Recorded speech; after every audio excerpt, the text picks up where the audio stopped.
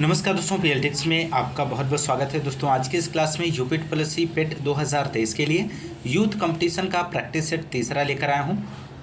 दोस्तों यदि आप यूपी पेट 2023 की प्रिपरेशन कर रहे हैं तो आप इस चैनल के माध्यम से कंटिन्यू प्रिपरेशन कर सकते हैं। इस चैनल के माध्यम से आपको प्रॉपर क्लासेस प्रोवाइड की जाती रहेंगी, तो आप लोग इस चैनल से जुड़ सकते हैं।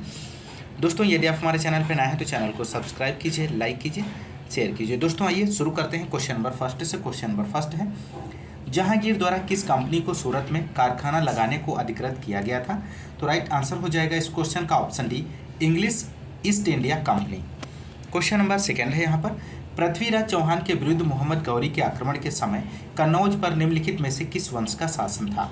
तो यहाँ पर इस क्वेश्चन का राइट आंसर हो जाएगा कन्नौज पर गहड़वाल वंश का शासन था। तो राइट आंसर ऑप्शन डी हो जाएगा। अगला क्वेश्चन, क्वेश्चन नंबर थर्ड है, गुप्त स्वर्ण मुद्रा को कहा जाता था? क्या कहा जाता था? तो राइट आंसर हो जाएगा यहाँ पर इस क्वेश्चन का, गुप्त शासकों की स्वर्ण मुद्रा को दीनार और चांदी के सिक्के रूपक कहलाते थे दोस्तों। तो राइट आंसर हो जाएगा ऑप्शन डी, दीनार। क्वेश्चन नंबर 4 है, जैन धर्म में संलेखना से क्या तात्पर्य है? तो जैन धर्म में संलेखना से तात्पर्य उपवास द्वारा प्राण त्याग। ऑप्शन बी राइट जवाब हो जाएगा।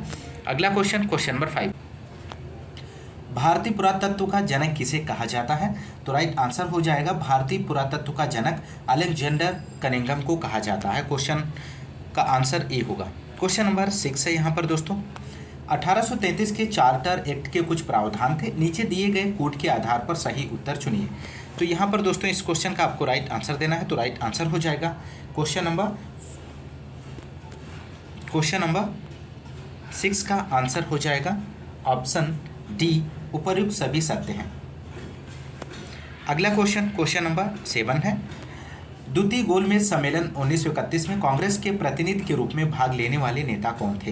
तो राइट आंसर हो जाएगा इस क्वेश्चन का option A, Mahatma Gandhi.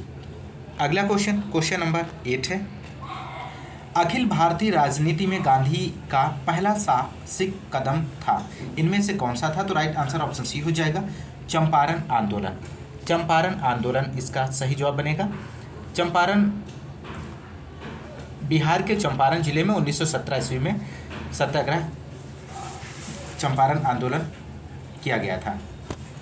Question number 9 है, बंगाल का विभाजन करने वाला गवर्नर जनरल कौन था? तो राइट आंसर हो जाएगा ऑप्शन ए, करजन इसका राइट जवाब बनेगा दोस्तों। क्वेश्चन नंबर अगला है 10, 1857 में किसने इलाहाबाद को आपातकालीन मुख्यालय बनाया था? तो राइट आंसर हो जाएगा option A, Lord Canning. Question number अगला 11 है, उच्चतम लवणता पाई जाती है, कहाँ पर पाई जाती है? तो राइट आंसर हो जाएगा वान झील, टर्की में। क्वेश्चन नंबर अगला 12 है, क्वेश्चन नंबर 12, निम्नलिखित में से कौन सा कथन सही नहीं है? दिए गए ऑप्शंस में से आपको बताना है। तो राइट आंसर हो जाएगा ऑप्शन बी, अधिकृत तापमान की मेखला विषुवत रेखा के सहारे पाई जाती है। ऑप्शन बी राइट जवाब बनेगा। क्वेश्चन नंबर 13 है, लवणी जल में उगने वाले पौधे कहलाते हैं, क्या कहलाते हैं? तो राइट आंसर हो जाएगा, लवणी जल में उगने वाले पौधे हाइलोफाइट्स कहलाते हैं। ध्यान रखिएगा, महत्वपूर्ण प्रश्न है, पूछा जाता है। क्वेश्चन नंबर अगला 13 क्वेश्चन नंबर है, लवणी जल में उगने वाले पौधे क्या कहलाते हैं? ये यहाँ पर रिपीट हो चुका है। अगले क्वेश्चन की ओर बढ़ते हैं। क्वेश्चन नंबर अगला है 14 क्वेश्चन नंबर, सूची फर्स्ट का सूची सेकंड से सुमेलित कीजिए तथा सूचियों के नीचे दिए गए कोड से सही उत्तर चुनिए। एक तरफ सूची फर्स्ट है, दूसरी तरफ सूची फर्स्ट है, तो यहाँ पर इसका मिलान करना है। तो यहाँ पर इसका राइट जवाब बनेगा ऑप्शन सी इसका राइट जवाब हो जाएगा। ए का 2, बी का 3, सी का 1, डी का 4। अगला क्वेश्चन, क्वेश्चन नंबर 15 है, 2011 की जनगणना के अंतिम आंकड़ों के अनुसार भारत का द्वितीय सर्वाधिक जनसंख्या वाला राज्य है।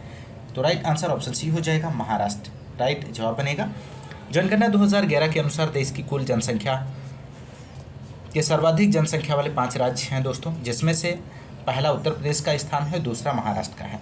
तो द्वितीय सर्वाधिक जनसंख्या वाला राज्य महाराष्ट्र, ऑप्शन सी राइट जवाब बनेगा। क्वेश्चन नंबर 16 है, एंट्री पॉट व्यापार से तात्पर्य है।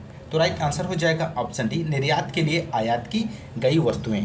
क्वेश्चन नंबर अगला है 17 है, सूची फर्स्ट को सूची सेकंड से सुमेलित कीजिए तथा नीचे दिए गए कोड से सही उत्तर चुनिए। सूची फर्स्ट एक तरफ है तेल शोधक कारखाना है, सूची सेकंड है राज्य दिए गए हैं। तो यहाँ पर इस क्वेश्चन का राइट आंसर आपको देना है। तो राइट आंसर हो जाएगा ऑप्शन बी, ए का 3, बी का 1, सी का 2, डी का 4 जवाब सही हो जाएगा। क्वेश्चन नंबर 18 है, निम्नलिखित में से किस समिति ने भारत में कृषि जो कर का सुझाव दिया था? तो राइट आंसर हो जाएगा यहाँ पर इस क्वेश्चन का ऑप्शन ए, राज्य समिति इसका सही जवाब बनेगा। क्वेश्चन नंबर 19 है, बैंक दर का आशय है। तो राइट आंसर हो जाएगा बैंक दर का आशय केंद्रीय बैंक द्वारा ली जाने वाली आधिकारिक ब्याज दर। क्वेश्चन नंबर 20 है, अवमूल्यन तब अधिक कारगर होता है जब विदेशों में निर्यात मांग की लोच अधिक हो। क्वेश्चन नंबर अगला है 21 है, वह न्यूनतम जनसंख्या कितनी है जिसके नीचे 73वें संशोधन अधिनियम के उपबंध के अनुसार मध्यवर्ती स्तर पर पंचायतें गठित नहीं की जा सकती हैं? तो यहाँ पर दोस्तों राइट आंसर जो बनेगा option B, 20 lakh. Question number अगला है 22 है, निम्न में से किस विषय पर राष्ट्रपति के लिए मंत्रिपरिषद से सलाह लेना आवश्यक नहीं है? तो राइट आंसर जो बनेगा ऑप्शन बी, विधेयकों पर स्वीकृति देना। क्वेश्चन नंबर अगला 23 है। क्वेश्चन नंबर 23, नीचे दो वक्तव्य दिए गए हैं, एक को कथन ए तथा दूसरे को कारण आर कहा गया है। कथन ए दिया गया है, भारत में प्रेसिडेंट हैं किंतु प्रेसिडेंसी नहीं है। कारण आर है, संविधान में एक मंत्रिपरिषद का प्रावधान है। उपरोक्त दोनों वक्तव्यों के संदर्भ में निम्नलिखित में से कौन सा एक सही है? तो यहाँ पर जो राइट आंसर बनेगा इस क्वेश्चन का दोस्तों ऑप्शन बी सही जवाब हो जाएगा। ए तथा आर दोनों सही हैं किंतु आर ए की सही व्याख्या नहीं करता है। क्वेश्चन नंबर अगला 24 है, निम्नलिखित में से कौन भारत के संविधान द्वारा प्रदत्त 6 मूल अधिकारों में से नहीं है? आपको बताना है। तो राइट आंसर हो जाएगा ऑप्शन बी, विरोध का अधिकार। क्वेश्चन नंबर अगला है दोस्तों क्वेश्चन नंबर 25, हम न्यायिक पुनर्विलोकन की व्यवस्था देखते हैं। तो राइट आंसर हो जाएगा भारत और यूएसए दोनों में। क्वेश्चन नंबर अगला 26 है, निम्न रक्त वर्ग सार्वत्रिक दाता होता है, इनमें से आपको बताना है। तो राइट आंसर जो बनेगा ऑप्शन बी बनेगा ओ, रक्त समूह ओ को सार्वत्रिक दाता और रक्त समूह ए बी को सार्वत्रिक ग्राही कहा जाता है। अगला क्वेश्चन नंबर 27, डीएनए की द्विकुंडलिनी संरचना किसके द्वारा दी गई है? तो राइट आंसर हो जाएगा ऑप्शन बी, वाटसन तथा क्रिक के द्वारा।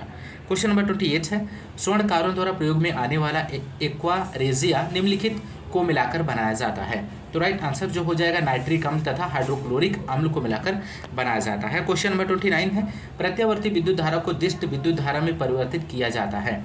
तो राइट आंसर ऑप्शन डी हो जाएगा, रेक्टिफायर के द्वारा। ध्यान रखिएगा। क्वेश्चन नंबर अगला 30 है, पाइर हिलियोमीटर का प्रयोग निम्न में से किसे नापने के लिए किया जाता है? तो राइट आंसर हो जाएगा ऑप्शन बी, सोलर रेडिएशन को मापने के लिए किया जाता है। क्वेश्चन नंबर 31 है, 2 अंकों वाली एक संख्या के अंकों का योग 10 है। जब अंक आपस में बदल लिए जाते हैं तो संख्या 36 कम हो जाती है, बदली हुई संख्या ज्ञात कीजिए। तो यहाँ पर इस क्वेश्चन का दोस्तों जो राइट आंसर होगा ऑप्शन सी हो जाएगा, 37 इसका राइट जवाब आएगा। अगला क्वेश्चन नंबर 32 है, किसी स्कूल में लड़कों और लड़कियों की संख्या का अनुपात 3:2 है। यदि 20% लड़कों और 25% लड़कियों को छात्रवृत्ति प्रदान होती है तो कितने प्रतिशत छात्रों को छात्रवृत्ति प्राप्त नहीं होती है? इस क्वेश्चन को राइट आंसर आपको देना है। तो राइट आंसर यहाँ पे बनेगा ऑप्शन डी, 78% आएगा। क्वेश्चन नंबर अगला है 33, संख्या दी गई है, इसका वर्गमूल क्या होगा? तो वर्गमूल आप निकाल लीजिएगा। तो इसका आएगा 721 आएगा, ऑप्शन ए सही जवाब बनेगा। अगला क्वेश्चन नंबर 34 है, एक कक्षा के 3 छात्रों के एक परीक्षा में औसत अंक 25 में से 18 है। 2 नए विद्यार्थी परीक्षा देते हैं, वह न्यूनतम अंक कितने हैं जो एक नए छात्र द्वारा प्राप्त किए जा सकते हैं और यह अन्य छात्रों से कम हो तथा 5 छात्रों का कुल औसत बढ़कर 20 पहुंच जाए? तो राइट आंसर यहाँ पे ऑप्शन सी हो जाएगा, 21 आएगा।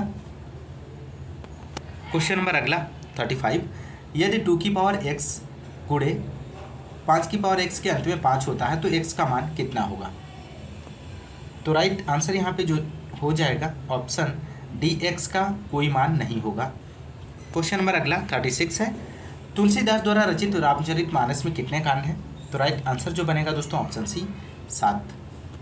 अगला क्वेश्चन नंबर 37, माता पिता लोहे के चने चबाकर बच्चों को पढ़ाते हैं, रेखांकित मुहावरे का अर्थ स्पष्ट कीजिए। तो राइट आंसर हो जाएगा ऑप्शन ए, बहुत कठिनाई झेलना। क्वेश्चन नंबर अगला 38 है, निम्नलिखित वाक्यों में से शुद्ध वाक्य को पहचानिए। तो राइट आंसर क्या बनेगा ऑप्शन डी, मैंने एक नाटक का अनुवाद किया है। क्वेश्चन नंबर 39 है, अन्य शब्द युग्म के सही अर्थ भेद का चयन कीजिए। तो राइट आंसर ऑप्शन ए हो जाएगा, अन्न मीन्स होता है अनाज और अन्न मीन्स होता है दूसरा। क्वेश्चन नंबर 40 है, इनमें से कौन सा शब्द सरस्वती शब्द का समानार्थी नहीं है? दिए गए ऑप्शंस में आपको बताना है। तो राइट आंसर हो जाएगा सुधी सरस्वती का पर्यायवाची नहीं है, शेष शब्द सरस्वती के पर्याय हैं, सुधी पंडित का पर्यायवाची शब्द है। तो ऑप्शन सी यहाँ पे राइट जवाब हो जाएगा। क्वेश्चन नंबर अगला है 40। क्वेश्चन नंबर 55 है, हिंदी नाटक अंधेर नगरी के रचयिता कौन है? तो राइट आंसर यहाँ पर जो बनेगा क्वेश्चन का option B Bharatendu Harishchandra. Question number अगला 52 है, मधुबनी कला कहाँ प्रसिद्ध है? तो राइट आंसर हो जाएगा भारतीय लोक चित्रों की एक प्रसिद्ध शैली मधुबनी है। यह बिहार के मिथिला, दरभंगा, पूर्णिया, मधुबनी, नेपाल के कुछ क्षेत्रों में प्रसिद्ध है। तो ऑप्शन बी यहाँ पर राइट आंसर हो जाएगा मिथिला। क्वेश्चन नंबर अगला 53 है, निम्नलिखित में से क्या एक ग्रीन हाउस गैस नहीं है? तो राइट आंसर बनेगा ऑप्शन डी कार्बन मोनोऑक्साइड।